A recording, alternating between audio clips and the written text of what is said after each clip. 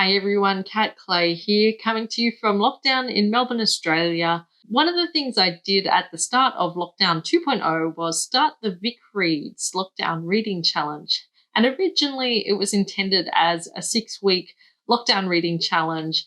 And of course, things have happened since then, and we went from stage 3 to stage 4 lockdown restrictions. But one of the things I wanted to do at the end of the original 6-week lockdown reading challenge was to go through some of the cool books that I read on my challenge. If you haven't joined the challenge, if you haven't heard of it before, if you kind of was meandering your way through it and in a very leisurely pace like I did, that's totally fine. And we've got some more weeks in lockdown, so please feel free to extend your challenge. It didn't have to just stop at 6 weeks.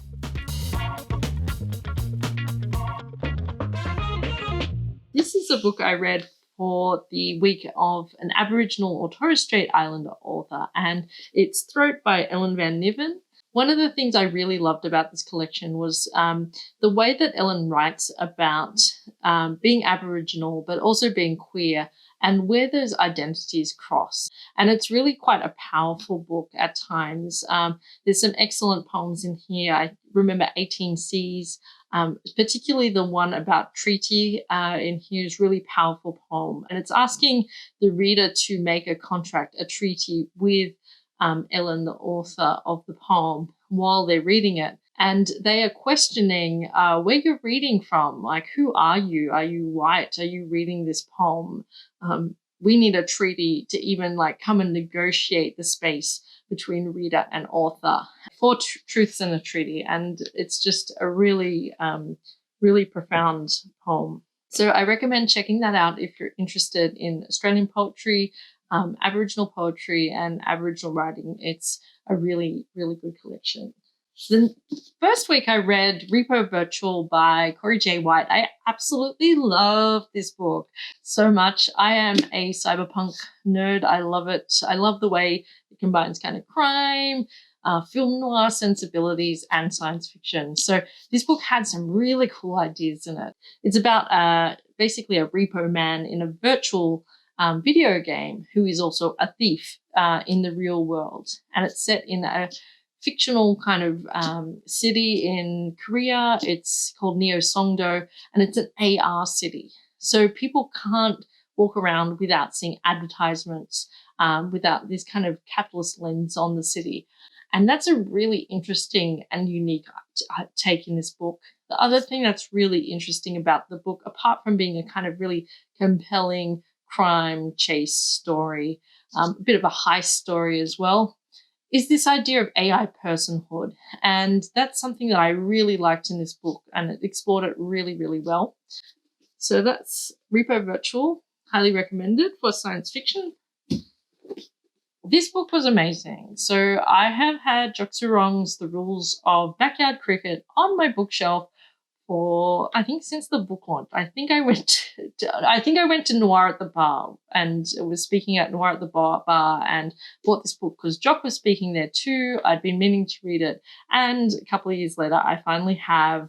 And I realized what all the hype was about because it's such a good book. These two brothers, the Keefe brothers, both grow up playing backyard cricket, and they know they're destined for professional cricket. And I mean, I'm not a very sporty person, but I do have such strong memories of going to the cricket with my mum in summer. And it's something that I associate so much and profoundly with Australia, and a lot of other people do.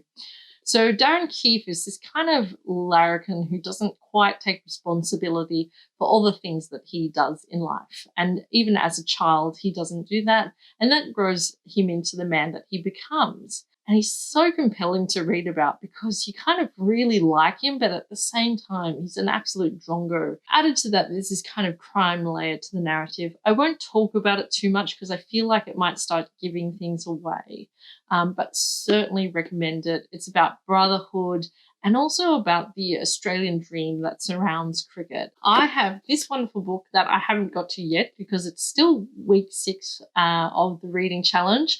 I'm still taking my time with some non-fiction books, which is my week 5 book. So I'm going to get to this, but I just love the cover. I want to show it to you. It's all very pretty. Can't wait to read it. Love a good crime thriller. Originally, I was going to read Han Kang's new book for my book that I bought at a local bookshop. I got this at Readings. I have been buying a lot of books from local bookshops, as you all should if you can afford it.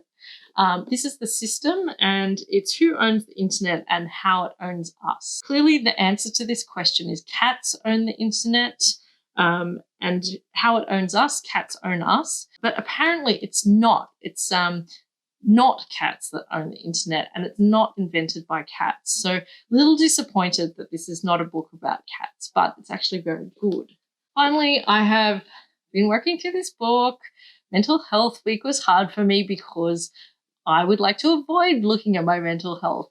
But this is actually a really, really wonderful workbook for people like me who are a bit perfectionistic.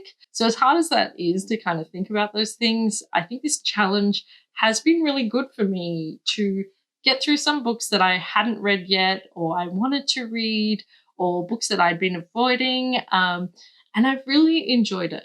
So I want to thank you so much for participating in the Vic Reads Lockdown Reading Challenge. If you've been following along at home, if you've read 1 book, if you've read 6 books, if you've read, more than that, I really appreciate all the people who have tweeted with the hashtag, got involved, retweeted me, posted to their Instagram. It has been so cool to see that. And it really means a lot to me, just as someone sitting at home in lockdown who is missing a lot of that connection with the writing community in Australia right now. So thank you so much, and stay in touch. Please follow me on Twitter at cat_clay. Hit subscribe on the video, and I'll keep you up to date with the next books that I'm going to read.